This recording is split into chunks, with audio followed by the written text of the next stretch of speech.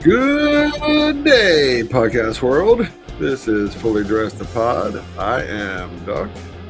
That is my co-host, Star Rookies.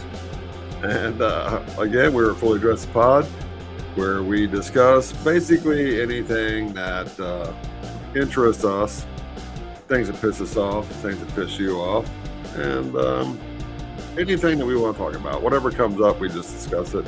And since we are such brilliant guys, we feel like we need to share this with everybody out there. So, Brilliant. yeah. With that being said, we're going to get started.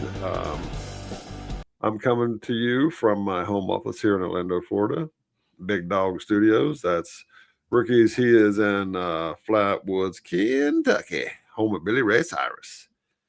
And so we're going to kind of just jump in, discuss it, see what happens, see where it goes.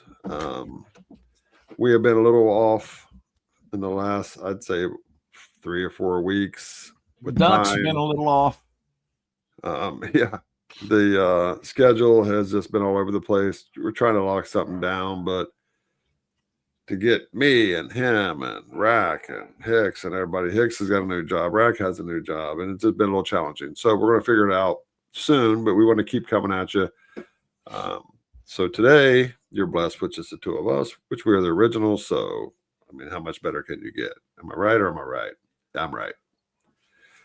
So, a lot of stuff going on in our world today. Would you say that, Rook? A lot of crazy stuff, a lot of exciting stuff. China. Yeah. China. China. Iran. And Xi Cuba. Jinping even said in his opening remarks, I guess last night for them, early morning for us, how he was looking forward to working with Donald Trump to help make America great again. He said those words. Yeah. That's pretty impressive. That's pretty good. Yep. I don't know how much I trust China, but you would not have had this with anybody else. I don't think President Trump trusts China either. Yeah, but he's smart enough to, and he knows. The big sticking point with them right now is Taiwan. I think China wants us to say, you deal with Taiwan the way you want to deal with it, and Trump's not going to do that. He's going to say, no, Taiwan's under our umbrella, and I think that's going to be the only real sticking point. China needs the Strait of Hormuz opened worse than we do. That's where they get 80 or 90% of their oil. So yeah, and I think they want us to say Taiwan is part of China. I think that's what they want us to come out and they want us to say it. And we're like, no. If you look at it from like just a different perspective, you could say, if we did not go into Iran, they would have a nuclear weapon, or they potentially could have a nuclear weapon, and then they could basically hold everybody hostage with that, like try to bully us, try to tell us no, like, and they're crazy enough to use something like that. So if you look at China taking over Taiwan, who has 98% of the world's semiconductors and all the AI chips and all this stuff, you give China access to that and to control all that. It's not a nuclear bomb, but then they hold everybody hostage with those kind of things. So it's like, you can't have that, because then you're going to be like, you get nothing. You know, so we're becoming the chip maker now. That's going to happen. But it can't happen overnight. So we have to have time, which I think Trump does a lot of this back and forth, but he's given us a little strategic area of time so we can get things in place. So people are like, oh, he's making stupid decisions, he's backing off of this, he's saying this, but it's not for nothing. He doesn't just willy-nilly go in somewhere and change his mind back and forth. I think he's doing it because he's given us time to get into place. So, but I think this is a huge visit for Trump and for all of us in America for what he's doing. So I don't know how much headway was made, but I think it's better than it was yesterday. So well, you saw the posse he took with him, didn't you? What was the 17 of the world's top tech guys? Yeah. Big US business leaders. And I'm like, okay. And you see where the judge said, Elon, you can't go, and he's like, peace. I'm going with the president. Like, yep. Stop me.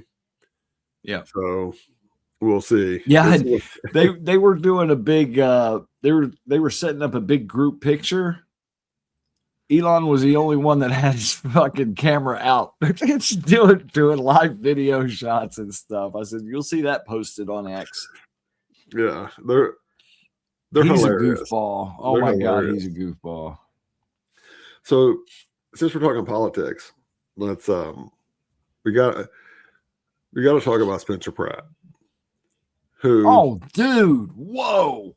When he first came out and said he was running for mayor, I really gave it like 2 seconds of thought, and then, like, did you ever watch him on his reality shows? I don't even know what they were. I have no idea. All I know of him was he was famous for something on a reality show, and he got married to one of the girls from the show or something like that. I'm not sure, but they're still together. His house burnt down in the Palisades fire. He's living in a trailer on the same property because he can't get a permit to rebuild, and it's been like 16 months or something. But okay, when he started doing his ads, that's when I started like really paying attention. And like, he's not Trump, but he's like, he's fun to watch. He's fun. He's best known as the villainous breakout star of MTV's The Hills, 2007 to 2010. Never watched it. Don't have any desire to go back and watch it. I don't know what that is. I mean, so Beverly Hills, it's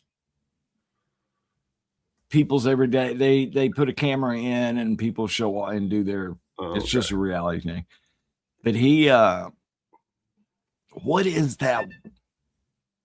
What's the website now that gets all the dirt anymore? Break stories. Yes. Did you see his interview with TMZ yesterday? No. Okay. Did you see the news TMZ put out? No. Okay. TMZ put out stuff, and I got to figure out what we can show and what we can't, because I would love to bring these up, but I'm not going to. So, you know, the dude from TMZ did this story about how Spencer Pratt's not really living in that trailer on his property, that he's staying in this luxury hotel, and had an interview with Spencer Pratt about it, because Pratt was pissed off. And dude's like, are you denying that you're not living in that trailer? He said, my home burned down. I don't have a home. I don't have anywhere to live. I'm staying in that trailer, and I'm also staying in a hotel because you can't live out of that trailer. He said, I'm showing that my house was burned down and it's her fault. And I was like, he just bashed and bashed. It was like a 7, 8, 9 minute interview. And they tried to corner him, and he was like, no, you're being ridiculous. My home is not the hotel. My home is not the trailer. My home got burned down. Yeah. Is that when he said, I don't live anywhere? Yes. Yes. Yeah, because I don't have a home. Yes. Absolutely crazy, bro. He put a new ad out a couple days ago. It's like, don't vote for Spencer Pratt because he doesn't want housing for the homeless drug addicts. You see the woman running with the child, and she's like, don't vote for Spencer Pratt. Does he want me to be fat? This is my cardio. And it shows her running away from a drug addict with a needle.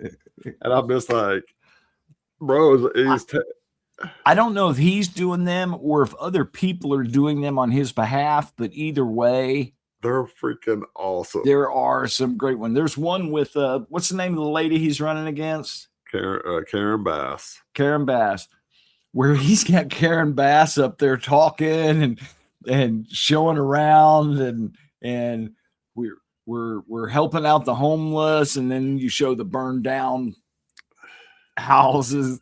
Oh my gosh. Yeah, and then they put one out to like counter him, and it was like, yes, it's like the best thing. It's like they did it for him. Yes, it was like his. Yes, I was like, are you also like, who is running your campaigns? And they're like, don't vote for Mr. Pratt. He doesn't want homeless people in homes. He wants them in rehab. I'm like, okay. Like, oh, that's his best ad yet, and it came from the opposition. It's incredible. Yes, and if he can win, and Steve Hilton, I think is going to win. I don't know. He's up by like 8 points. I know. Though. Not anymore. No. Swalwell was leading. California. No, Swalwell was never leading. He was leading. I thought Swalwell was ahead. And then they were afraid that the sexual stuff was going to come out whenever he was the only option. And they're like, we can't afford that. So they did it to him. Like Pelosi, they did it to him, which is freaking a crime, or it should be, because they knew.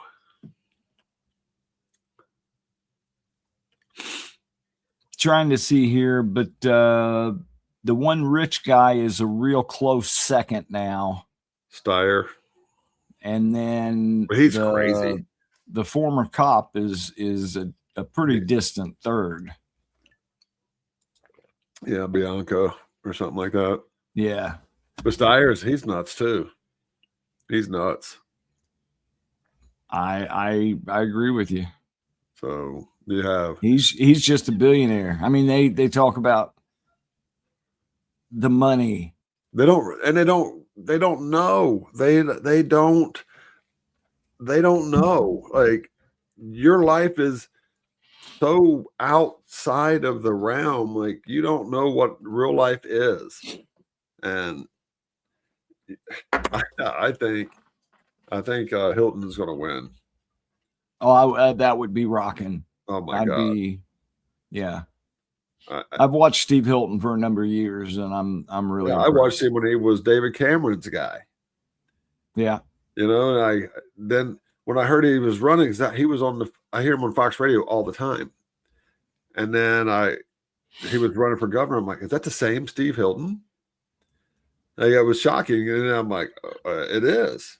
Now he's got the little nicely groomed beard, shows a little gray, so it shows a little maturity. I think he's so smart. It's a good look. And if he continues on his platform just like Trump did the first time, like, what do you have to lose? Like, seriously. Like, could it be worse? Like, take a chance, and if it can go south, then we'll do something different. Like, if he can be governor of California and Pratt can be mayor of LA, I think you'll see some changes there that will benefit the Californians, but also will benefit the United States of America. I think it's a positive thing. Well, it's the biggest state in the country. We need it to be successful. Yep. It's like, shit, come on, get it together, people. Like, what are you voting for out there continuously? Like, what? Like, what are you doing? It's like one of the top 10 economies in the world as a city, Los Angeles. Yeah. Yeah, it's bigger than like 158 countries. Yep. They're so stupid, but so hopefully they can get their shit together, because I love California. I will never go back there until they fix it. I will not give a single penny to that piss hole until I know that the 58% taxes you're taking off of every one of my dollars that I spend is going to go to something worthy, not some $24 billion in homelessness. Yep. And it's gotten worse, or whatever you want to say, or the $190 billion speed rail that still hasn't laid a single foot of track. You know, those type of things. Like, I went out to LA one time in the early aughts, I guess is how they say it. I just did a overnight weekend there. Beautiful. I threw a rock in the Pacific Ocean because I could. Now I've thrown one in the Atlantic and the Pacific. But it's I wouldn't want to live there now. It's a wasteland. The cost is enough, but yeah. Well, you know, I have a friend from Huntington days years ago that went to California, met a girl, got married, bought a house back in the 90s. And talking to him, he was like, his house is valued at like $5 million. If you put that house in Ashland or here in Orlando, it'd be 600,000. Yep. Nice home, mind you, but how it's exaggerated so much out there. But he still owes like $2 million on it. And he's like, I can't sell it because the red tape and the taxes and what it would take to sell it. He said, I'm so stuck. He said, I can either just walk away from it, let him have it, and just go into foreclosure and walk away and start over. But he's our age. He's like, but I will never get out from under it because it's so crushing. It's like, so I'm losing. I can't win. He's like, so I stay here and keep paying my house payment for eternity and lose, or I just walk away from it and lose. He's like, I don't know which way to go. He says, I can't afford gases. I can't afford the taxes. I can't afford the electricity bill. I can't afford the insurance premiums. I can't afford the constant rhetoric about put a new roof on, do this, a new garage door every 3 years because of whatever. He's like, I can't. It's like, it's just a total loss. Can you imagine the insurance rates on a $6 million property? I mean, really. Yeah, he tells me, it's like, it's ridiculous. He cannot. He's like, I can't. It's going to basically bankrupt him. He's like, he can't get out from under it on either way. He's like, so they're literally considering just walking away from their home and just let them have it, because he's like, I can't, like, I'm going to die in the next 30 years probably. Bro, something is going on with your internet. It's not mine. Yours is frozen. Pause. Oh, nope. We can't decide whose issue it is, but rookies can tell you what issue it is. Yeah, that's not mine. So anyway, that was my take on my buddy out in California and the whole. I think she just farted again. Jeez. Yeah, he's talking about his dog, his new girl. So okay, so since I started off on that, you have anything you want to go over, or do you want me to just keep going? You know, I'm why are you so busy right now, girl? The NFL schedule release is tonight. It looks like the Bengals are going to Spain to play the Falcons this year. Is it the first time? First game? No, they went overseas. No, I'm talking about in Spain. First game in Spain. I don't know if it's the first NFL game in Spain or not. I don't know. I just saw that posted on the Bengals site early this morning. I think the Bengals and Ravens play on New Year's Eve, a Thursday night game. That'll be exciting. Yeah. You see where and it's a rumor, but Lamar Jackson has come up in trade talks with Minnesota? I don't believe that. I didn't at first until I read about it, and it came from Adam Schefter. And I mean, he's after Morton Anderson stopped,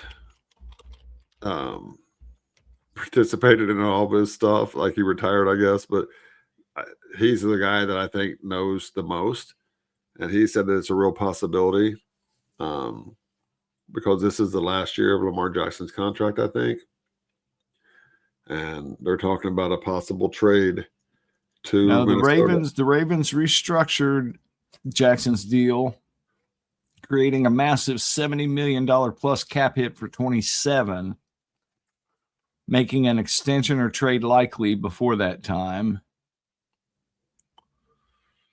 Speculations rise about long-term quarterback situation in Minnesota with J.J. McCarthy, which sucks because I'm a McCarthy fan. And I told you before that guy was the bomb, going to bomb, not the bomb. Well, we'll see. Yep. Yeah. All right. So, they're pushing a bill through. I think I think it'll work. Kennedy from Louisiana, it was his bill where senators won't be paid if the government shuts down. I think they voted yes on that already. But it won't take effect until after November. So well, I think that's fair. I'm okay with that. I guess, but I think it's about time. I don't think it will expedite things when they're in this kind of a gridlock, though. I really don't. This is all about fanfare, promotion, the elections. I just don't think it's going to make that big a difference. We've had government shutdowns for the last 10 years. Well, right, but they still got paid every time. So it's easier to lock things down whenever you're getting your cash. And the federal workers got paid their back pay. And see, that's where if you want to impress me, then say you get paid and you're not going to be eligible for back pay once it's resolved. Then you'll impress me. Right. But if you tell me it's going to be a shutdown for 4 weeks, go home for 4 weeks, and come back and you'll get paid. But that's different than like the federal workers got paid. How many hits to their credit score did they take because they missed how many payments on housing, car payments, or whatever? It's different. Like you cannot use to me though, that's on the employee, Bruce. If you're in that kind of job, you're fully aware of what might happen. You need to have a buffer of credit available or home what is that? Home equity, so that you can keep yourself above water for as long as it lasts. That's part of the working for the government. You got to be prepared for that. I don't feel bad for her. I don't, but that's easy to say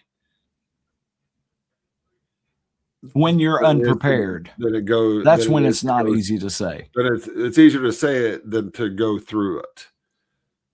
You have no idea what everybody is going through in their lives and what takes them to that point to being cash strapped. Like, look. If you took a job that it took you an hour and a half each way to get to work, you would be prepared if your car broke down to find alternate ways to get back and forth to work. This is no different than working for the government. You're working for the government. You have to be prepared that things happen. Government's shut down. I may not get paid for 4, 6, 8, 10 weeks. I need to have some type of capital established in order to continue on. Now, if you're telling me government employees are living paycheck to paycheck, then what I'm going to do is I'm going to show you their credits and debits every month and show you that they're living above their means. I'm on a fixed income. I know what it's like I can't spend more than this because I have to be prepared for that. That was nasty. But that's what you have to do. There are circumstances for everybody's life that no matter how prepared you think you are, when they show up, there are things you're just not prepared for. And to expect someone, because I have a job with the government, I should be prepared for that to go away for an extended period of time. Just like my job in the restaurant. I was working, I was doing very well. Should I have been prepared for that restaurant to cease business the next day? Like, is that the same? That's the same notion. Like, okay. Let me ask you you know this. what I'm saying? Like, it's sort of the same thing. Let's put it in this. You've had medical issues with your shoulders, right? Yes. And you work 60 hours a week, right? Yes.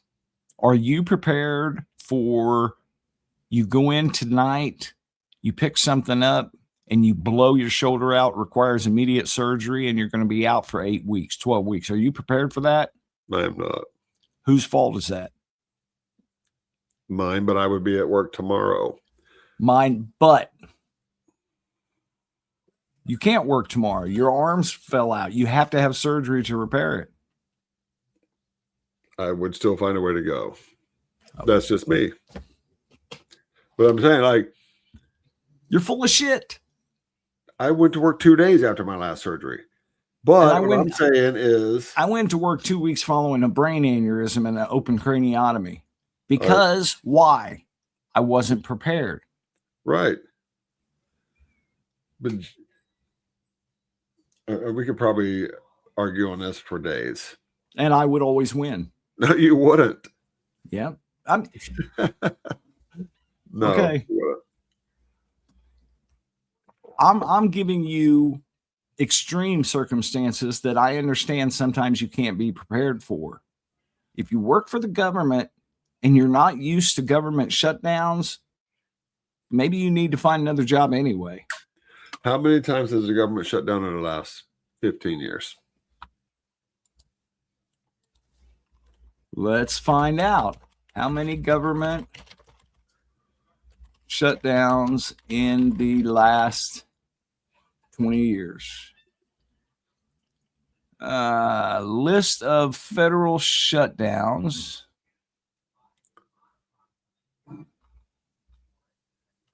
That doesn't give me a great.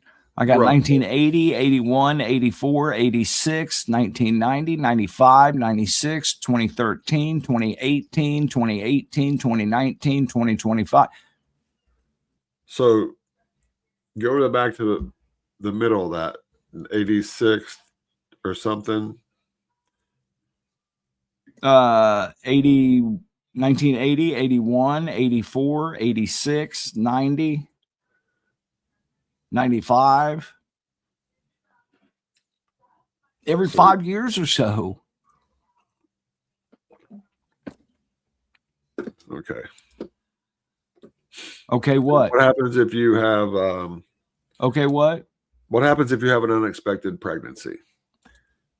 Or you plan for having a child and that child has medical issues, or you have a parent that has medical issues that strains you because you're helping take care of them, and then you're flowing through your savings, and then the government shuts down. So you should be prepared for that too. So how much preparedness should you like? Should you just earn money and never spend any of it in case my job gets shut down? How coddled? Should we not eat how anything? Coddled do employees need to be? How do you coddle employees? I mean, you're an employer. You have expectations. If you can't meet the expectations of the employer, I'm going to replace you. What's that have to do with it? You, as the employee, have to prepare for unforeseen circumstances. Extent? Should you save 95% of your income in case something goes bad? What do you want the employer to do, Bruce? I'm not talking about to do what their job is, to operate, to function. When you're shutting down, in this case, we're talking about the employer is the U.S. government, which is us, right? But they're shutting it down as a political move, not giving two shits about the situations. Should you be prepared? You should be prepared for everything. But can you be? Not necessarily. But I should not be ill prepared based off of you using me as a pawn to get whatever it is you think you deserve as a elected official. We can differ. When you work for the government, those are the risks that you take. If you don't want that risk, then work in the private sector, because the government has situations where government shuts down, you don't get paid. What are you going to do in that? You can't. No, sorry. Then I come up with a plan and tell me how to be prepared at what level.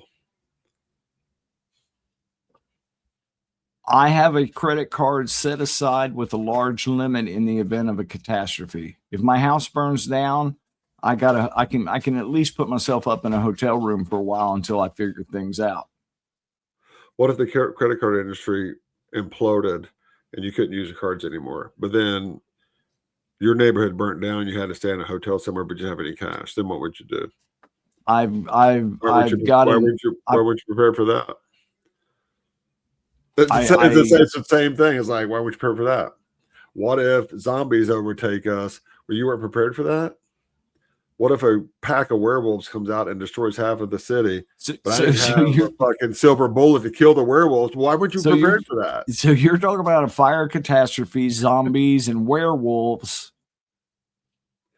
And I'm talking about, if you're going to take a job with the U.S. government, you need to be prepared that government shutdowns occur quite frequently, and you need to be prepared financially to do that. And that's not on me, the taxpayer.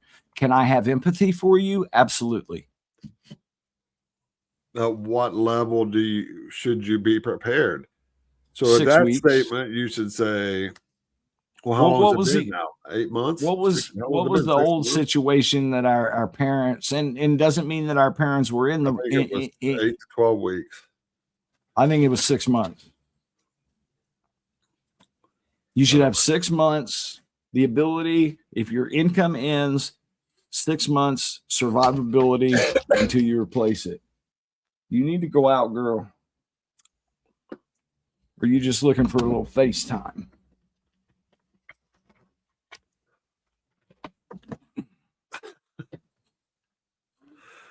What do you think, Ruffles? Say, I think Daddy's right. She's like, I will say that because he's the one who feeds me. Isn't she beautiful? Isn't she gorgeous? She's like, are you filming me? She is. She's just a big, look how big that head is.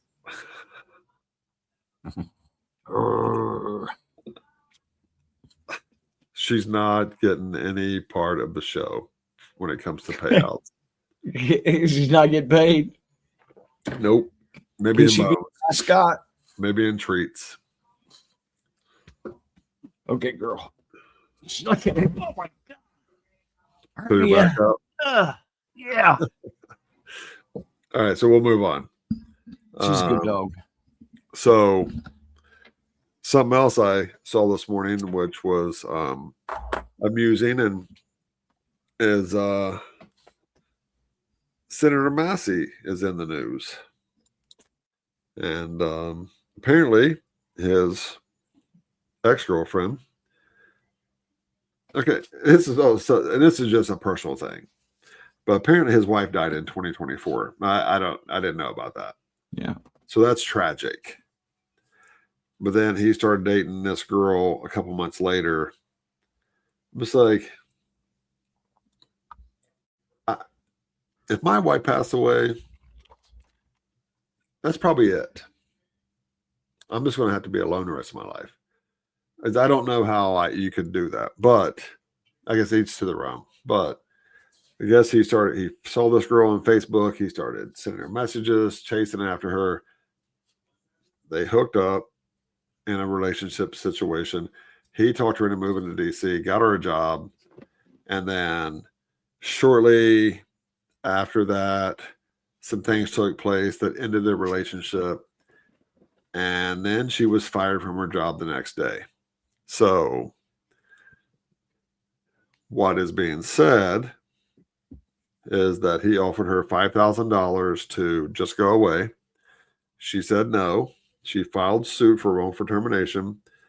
And then whatever that group is that handles those grievances offered her a $60,000 settlement. She said no to that. So now she is spilling the beans. And he is one of those people that, just like Eric Swalwell, transparency, me too, women's rights, but unless it's against me. So he's from your great state of Kentucky. You think he's going to lose his seat? I don't do a lot of conversing with my fellow Kentucky citizen constituents, so I really don't know. I really don't think I'm going to know who I'm voting for, whether it be him or who is it, Ed Galrine. When I walk into the voting booth on Tuesday, I won't be afraid to tell you. I'll let you know who I voted for, but I'm not sure I know who I'm voting for just yet.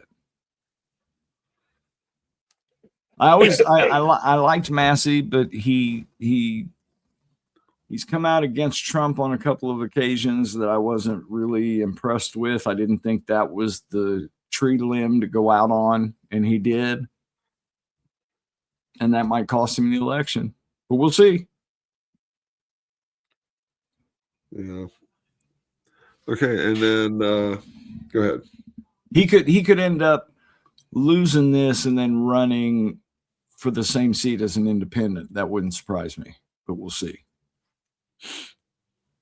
Yeah.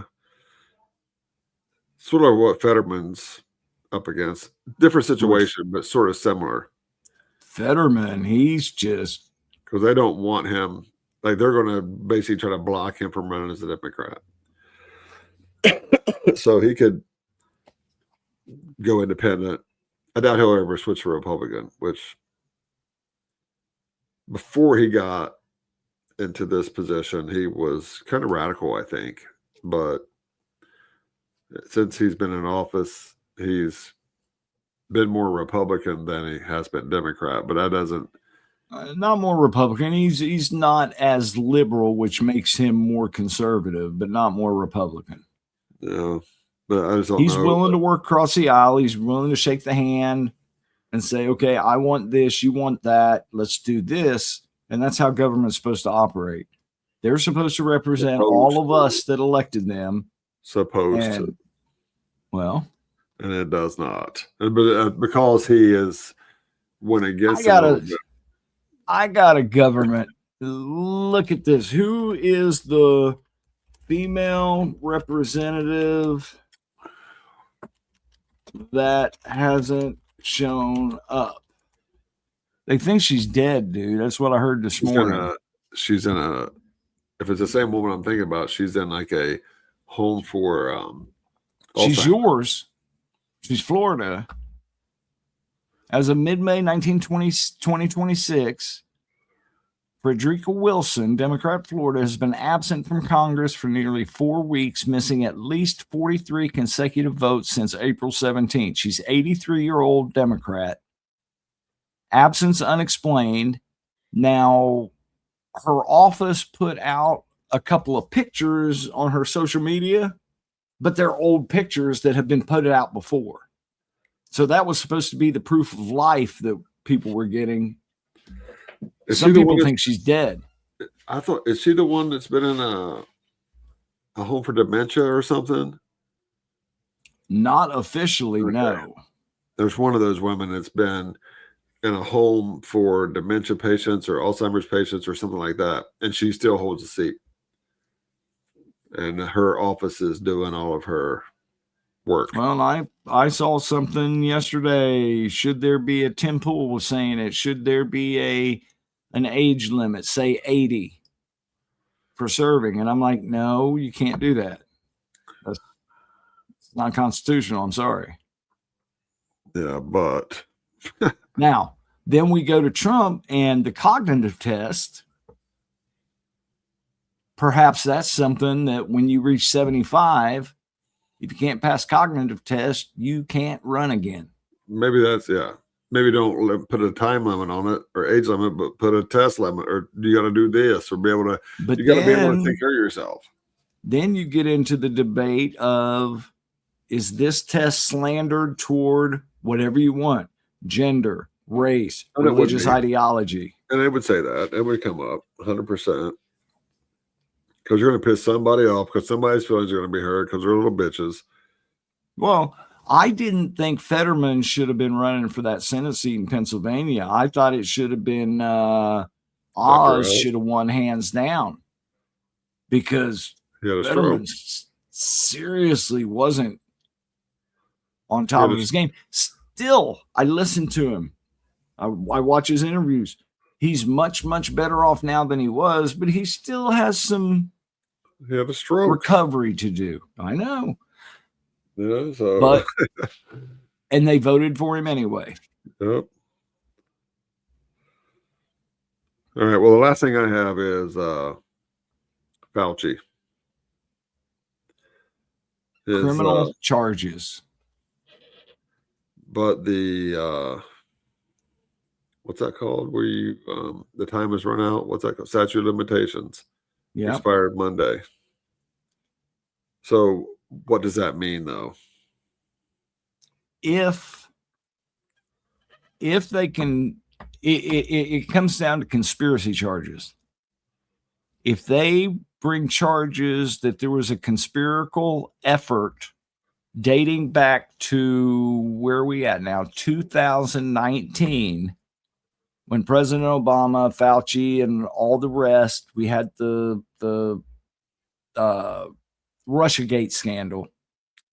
If they can say that everything that has happened along the way has been tied into one big conspiracy against Republicans, Donald Trump, whatever they want to call it, but if it's a long-running conspiracy, then all of that can be brought in to the fold for charges and as evidence.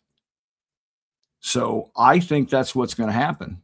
I think, and it'll be before the November elections. You can read some of the emails that he was sending. He 100% put himself in these situations to stop the FBI, the CIA from coming out and saying that it was a lab leak. He went out, threatened funding for groups and departments if they mentioned it, to stop it. I think it was August the 12th of 21. And it was basically agreed upon that it was a lab leak. And then by April the 17th of that, so a week later, 5 days later, he comes out and says, not a lab leak. And it's like, because he threatened scientists and groups and all these people that were relying upon that money, talk about this, you're cut off. So they stopped. Well, you're saying things that are alleged. They're in emails. You need to bring up the email. What I saw yesterday in front of the Senate committee was a current CIA, some say whistleblower, some say he can't be a whistleblower because he's current, whatever, that testified, and people should listen to that testimony and judge for themselves. Because if his testimony is accurate, Fauci is a criminal. Basically what I just said. He's guilty of doing these things. But you can look at the emails from Fauci discussing all of these things. They're out there. So how is he not in jail? How is he at least not being questioned? I think because the Department of Justice is putting together a conspiracy charges against many people, all the way up to and possibly including former President Obama, because he headed up the Russia thing. Well, let's just say this. If you, star rookies, lied about anything to one of these, to the FBI, to the CIA, whatever, your ass will be locked up already until they decided if you were guilty or innocent. You would be locked up.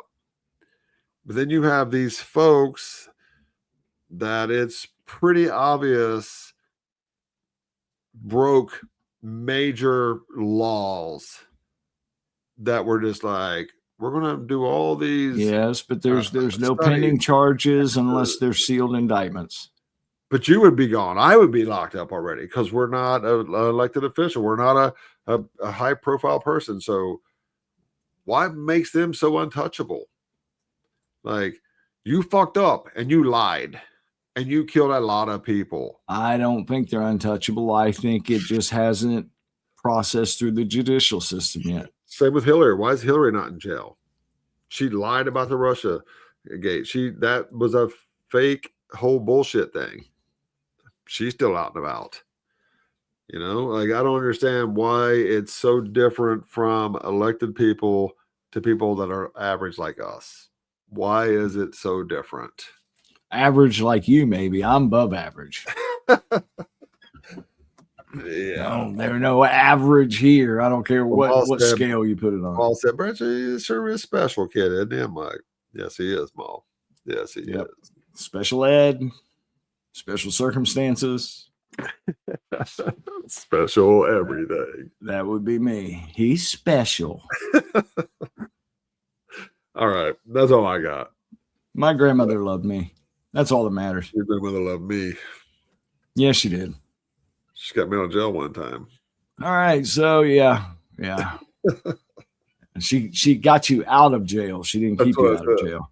Yeah, okay. She didn't keep you out. She got you out. I here for that one. Different life. I've changed. All right, so we got the NFL release tonight. I'll be watching. You're not a Survivor fan. That was Sari got booted off last night. That was a surprise. Kind of wanted her gone early on. Then I liked her. She's been around forever. Don't know who that is. So what else we got? The Reds went real hot, and then they lost a bunch in a row. They lost in extra innings last night. Let's see. Yeah, I don't know much. It's hard to watch sports that's not NFL. So Trump welcomed the national champion Indiana Hoosier football team last week to the White House. That was pretty cool. Yeah. Mendoza didn't go because he was in training camp. It was funny if you watch it because Trump was asking, he was talking about a player and he's like, where is he? Training camp. Another one in training camp. There's like 6 or 7 of them that were in training camp for the NFL. He says, I can't blame him for not being here. Yeah. All right. So anything else upcoming? Life. Going to Washington, D.C. for the MMA fights with Hicks. MMA. Yeah. Oh, where is this being held? Washington, D.C., the capital. Where at, though? Right outside the White House. The White House front lawn. Hello, Mr. Trump. Hello, Mr. President. Rookies here. Star rookies. How you doing? And you're going to try to meet somebody, right? Trying to meet a senator?